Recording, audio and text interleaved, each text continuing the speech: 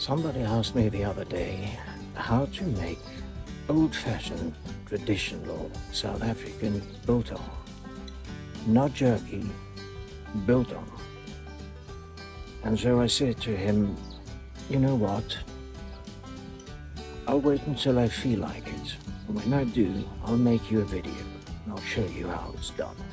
A flavoring spice that is very commonly used in the making of biltong in South Africa is coriander. It's not universally used by everybody necessarily, but certainly in our family tradition it was almost a vitally important spice that we used. I grow my own coriander in the garden and it grows extremely easily. You just scatter the seeds, work them into the ground, give them a little bit of a watering, and you've got a delightful plant that you can use raw in salads, also popularly known as dania in the raw form, or if you need them to fruit, you can harvest the seeds and dry them like I did, and then winnow them, clean out the stalks. The easiest way to clean your coriander is by using a fairly coarse sieve, but in the past I've also just dropped the harvested coriander batch slowly in front of a blowing fan, and if you adjust the wind speed you can actually clean up very nicely with fairly little effort. You can now roast the seeds, and that's very simply done. You can do it two ways. You can either slow roast it in a cast iron pan or pot on an open flame, preferably, but then you've got to watch it constantly and stir all the time. Or otherwise, you can simply spread them across an open baking tray or baking pan of some sort like this, nicely evenly spread, and you can pop them in the oven. Not too long, 5 or 10 minutes. Best just to watch your stove, and if in doubt, rather under roast slightly than over roast, because you'll find that they turn to charcoal before you blink an eye. And you'll see when they're starting to be properly done, you'll get this beautiful aroma of freshly roasted coriander, which is unlike any other spice out there. It's really heavenly scented. Right, we're about halfway through in the oven roasting process now, and it's starting to smell beautifully. At this stage it's smelling a little bit like roast coffee, but the coriander flavour is going to come through just now. In this case I'm going to use a mortar and pestle because it's quickly done and we're not going to do a big bang. It's just a process of slowly crushing them up. And for traditional South African biltong, and also if you're going to make boerewors, traditional sausage, then you don't want it to be powder fine. It's got to be flaky. You'll see the coarseness once it's done. So don't overdo it, just crush gently. The biltong is now ready to be lightly pickled. And so to do that, there is more than one way. A recipe that I have in an old book is a very popular cookery book that was to be found in practically every home in South Africa, especially in the Afrikaans-speaking homes, the kook en geniet.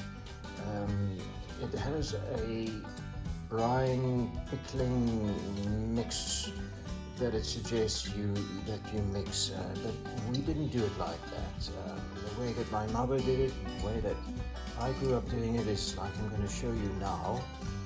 We pour some brown vinegar into a flat rectangular bowl of sorts. Don't use regular metals, only plastic, ceramic, or stainless steel, as in this case, or something that won't have a reaction with the acid. And so then we take our meat, and it can be any good steak cut. It doesn't have to be a specific cut, but traditionally your best cut for biltong is always the backstrap. Nice good fillet steak.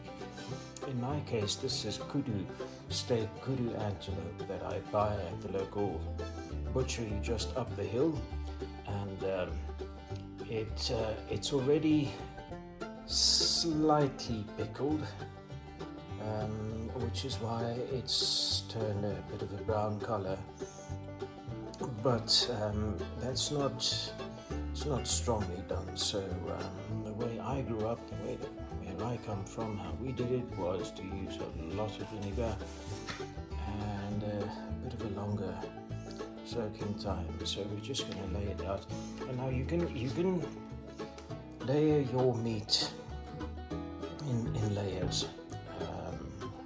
If you've got a large batch, you can actually use a large container also, and you process it and then pack another layer on, and another layer, and another layer, etc., etc.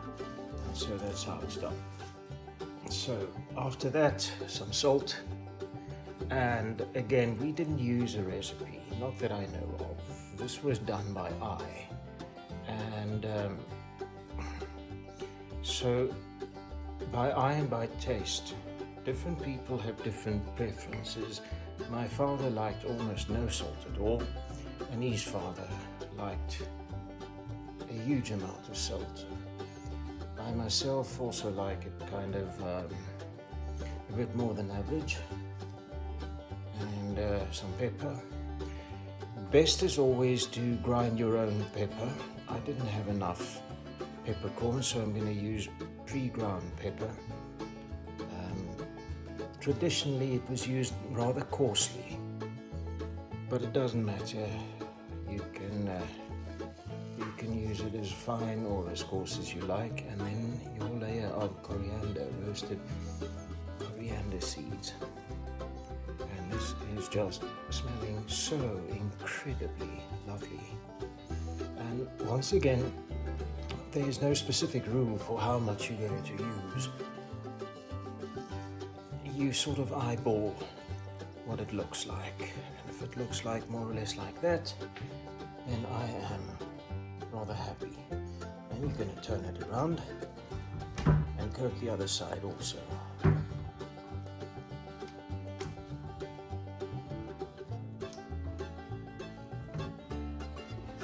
Same story on the other side.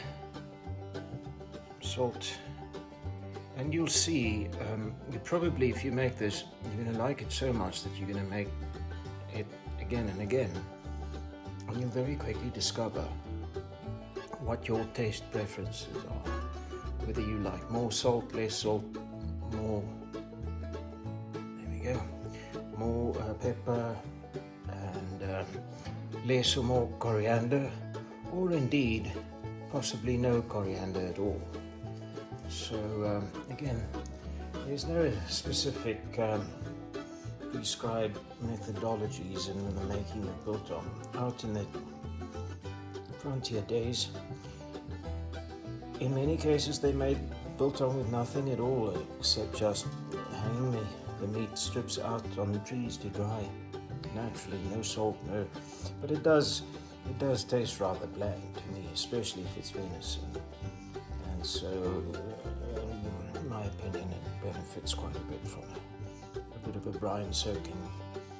I'm going to leave it in the brine, in the pickling brine mix overnight or so. You can leave it longer, and my experience is that the meat just starts becoming, the texture breaks down quite a bit over time, and not in a way that's necessarily all that pleasing. It becomes mushy.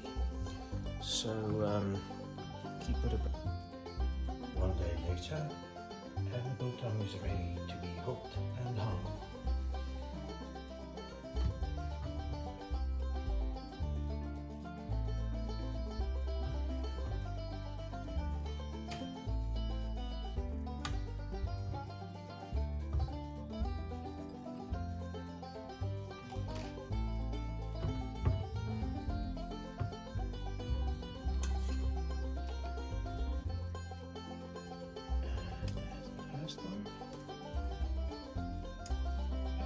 second one.